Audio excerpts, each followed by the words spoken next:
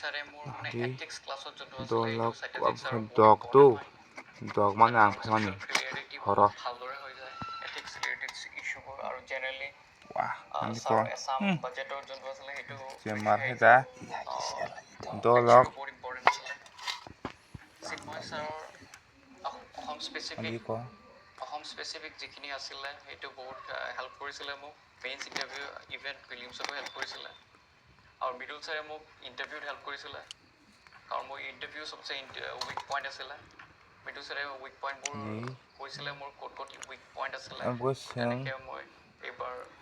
successful হ'ব পাৰিছোঁ seri যোনে sanai এইটো এক্সামৰ কাৰণে dog প্ৰিপেয়াৰ to কৰি আছে bukhe বা keransong যোনে মানে UPSC বা APSC নিচিনা কম্পিটিটিভ এক্সামিনেশ্যন যোনবোৰ ট্ৰাই কৰি আছে সিহঁতক এইটোৱে মানে ছাজেশ্যন দিম কি মানে নিজৰ এটা পাথ ওলাবলৈ ফ'ল' কৰিব নালাগে ইভেন মানে মোৰ যোনটো পাথ থাকে টপাৰ্ছবোৰৰ মানে কথা বেছি মানে চিৰিয়াছলি ল'ব নালাগে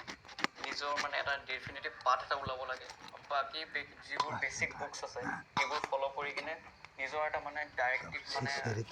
নিজৰ ডাইৰেকশ্যন এটা ওলাই কিনে ছাকচেছফুল হ'ব পাৰিব তেনেকৈ মোৰ টিপছ এইটোৱে হ'ল কি মানে যোনবোৰ মানে বেছিকছ আছে বা কনচেপ্টছ আছে সেইটো বেছি ক্লিয়াৰ কৰিব